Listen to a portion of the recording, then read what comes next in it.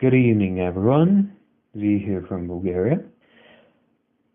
Today, I want to talk about this guy.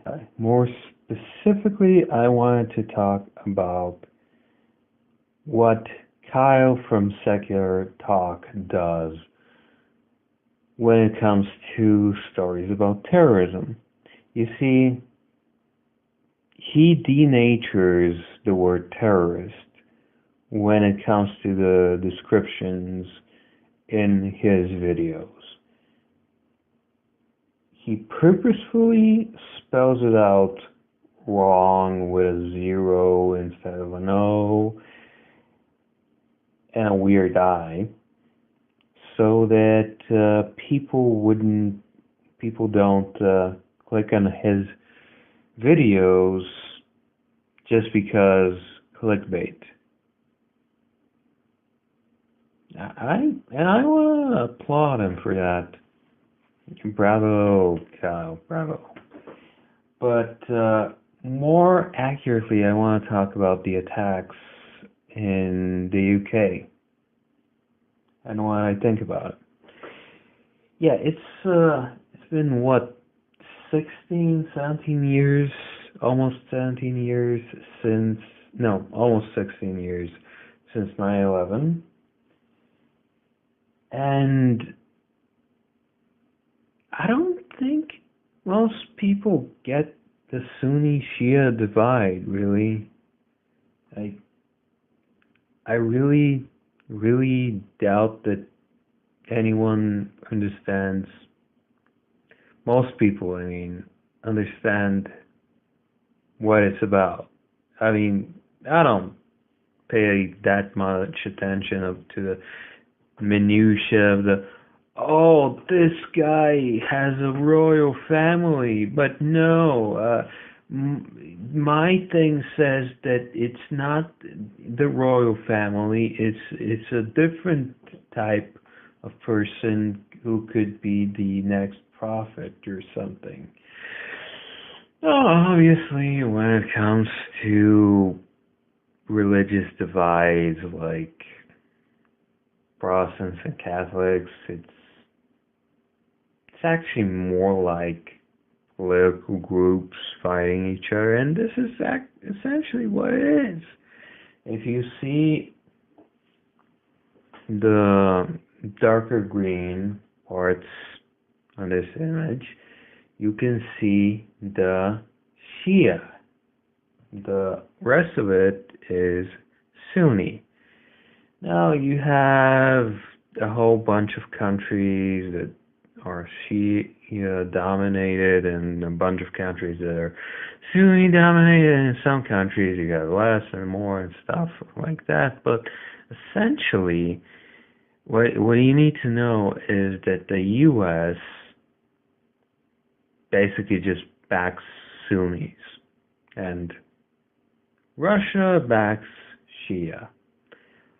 Only it's not that simple. You see, the terrorists in the 9/11 attack are Sunni. Al-Qaeda is Sunni.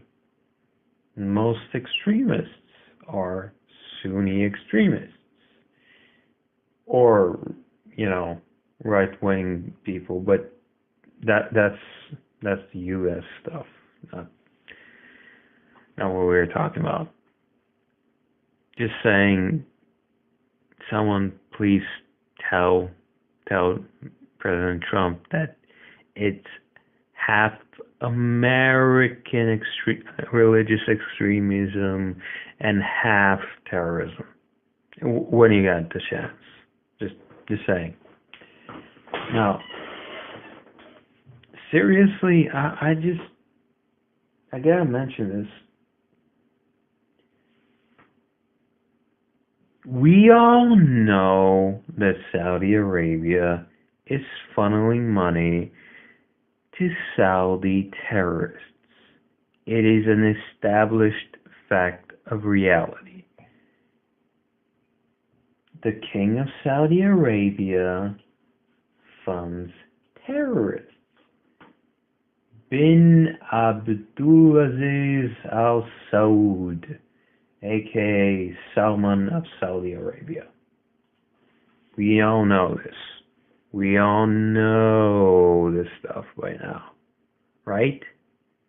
You do know this, right? The King of Saudi Arabia funds terrorism. We know this. It's established fact. What's not established fact is the fact in the zeitgeist, the common consciousness, people's general knowledge is the fact that it's Shia who are getting fucked instead of Sunnis. I'm not advocating to fuck Sunnis or Shia, but it's really, why would you fuck a Shia country when you know it's the Sunnis who are fucking around with terrorism? Saudi Arabia. Sunni Saudi Arabia. Say it with me. Saudi Arabia. Sunni Saudi Arabia. Shia is Iran. Shia is Iran. What's so hard about that? Iran, Persian, Shia. Saudi Arabia, Sunni. It's that simple. They have a fucking Cold War on right now. Why do you not know that they have a fucking Cold War on right now? ISIS, Sunni. Al-Qaeda, Sunni.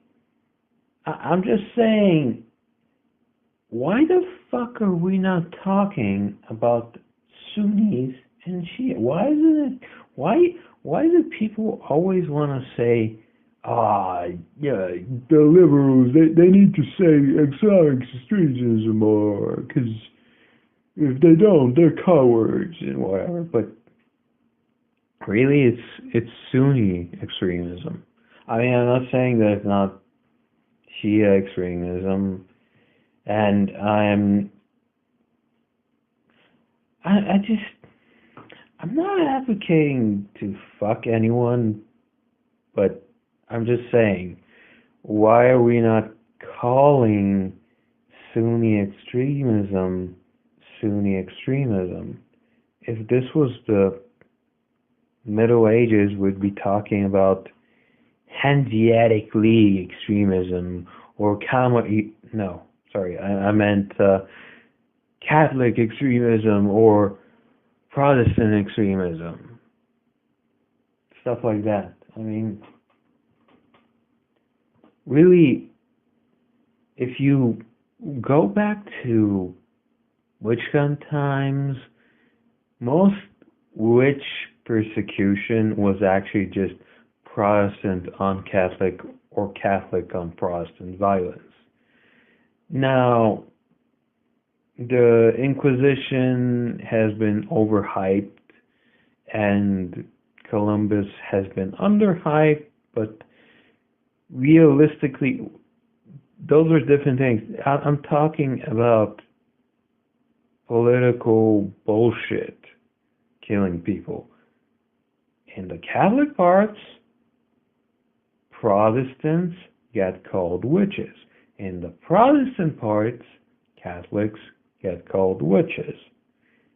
That's how Europe went about butchering itself, and it ended up devastating itself because I think it was France backing the other side because they were feeling that their side wasn't gonna be on top of the whatever side they were on.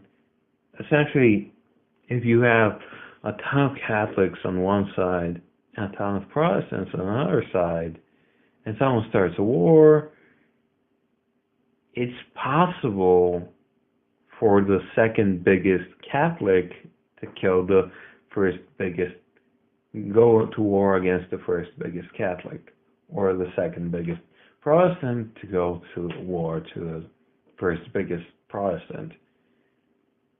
Now, I don't know if that's something that might happen in the Middle East. I don't.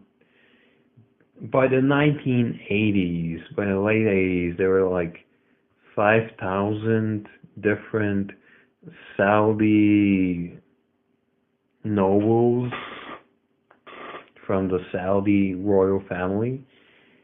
And now I would imagine that number's in the tens of thousands of nobles. So I don't have 100% understanding of the bizarre, massive, familial, political system of the Saudis. But I'm just saying, we gotta know which attack is from Saudi Arabia and which attack is from Iran. Now, the UK thing, ISIS took credit, obviously, so we should list it as a Sunni attack. I'm just saying, we really gotta get at least a basic understanding of what's going on, who is playing what politics are being played. When I look at Crimea as a Bulgarian, I can ask my dad, hey, what do you know about this conflict? And he asked stuff I already knew, but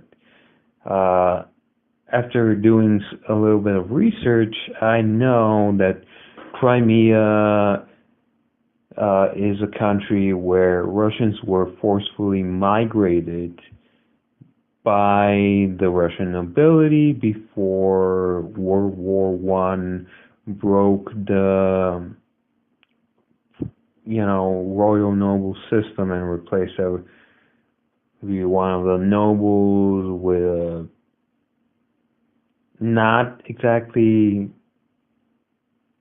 democratic system, but whatever.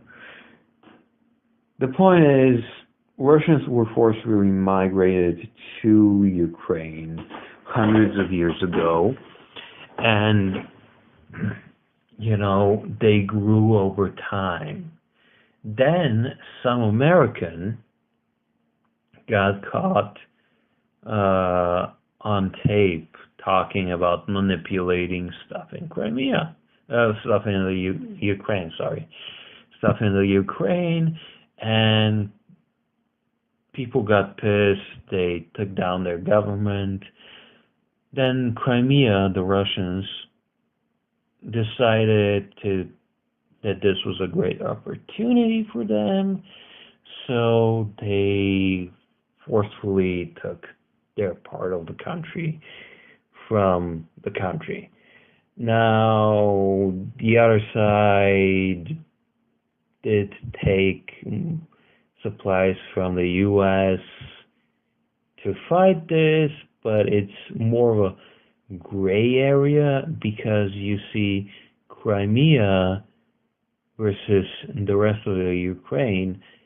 I know that both sides have a lot of dirt on them, but the Ukraine side seems more mentally stable, and the Russian side, well, the Ukraine side doesn't have video of guys in masks taking teenagers from the streets, bringing them to an office, and forcing them to rip up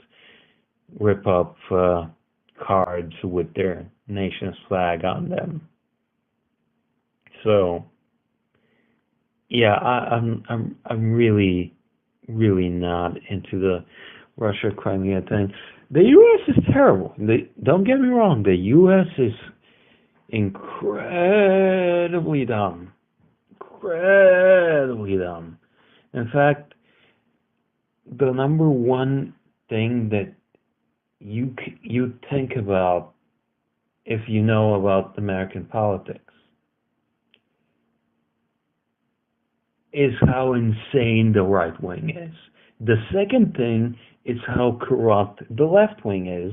But then you do a little bit more research and you find out the right wing is just as is more corrupt than the left wing, and the left wing is in the news so much because it's right wing level corruption in the elections. It's the whole thing. But here's the thing. Here's the thing. I know that the Saudi Arabian King what's it, plays with this radical political agenda. And one of the ways he did that, aside from funding mosques, which most people probably have heard of Saudi Arabia funding mosques here and there, and it's supposedly terrible, but we don't know a lot of details. I mean, who has time for details when we can watch the next Avengers sequel, or if we're hyped for Defenders or whatever. Also, I just have to say, if someone from the WB is from the CW is hearing this, sheriff, please, for the love of fuck, get that sheriff from Banshee to play Lex Luthor. Not number one pick, that sheriff from Banshee. I'm just saying. That guy's awesome. But here's my point about the King of Saudi Arabia. And I got really, really sidetracked, sorry. The King of Saudi Arabia, the most recent thing I know about him when it comes to playing politics is he went to Indonesia. He went down a golden escalator, he brought a golden toilet with him, and he was teasing this 17 or 25 billion dollar investment deal, and then he got there, showed off all his glory and whatever, and said he was going to do a $1 billion deal. And that's just him messing with people. You see, Indonesia, from what I understand of the Indonesian politics, was basically divided. People who are not religious versus people who are religious, and people who are not religious don't want religion in the government. People who are religious do want religion in the government. But over the next several decades, a buffer zone, a political buffer zone was gradually developed. So the people who are religious,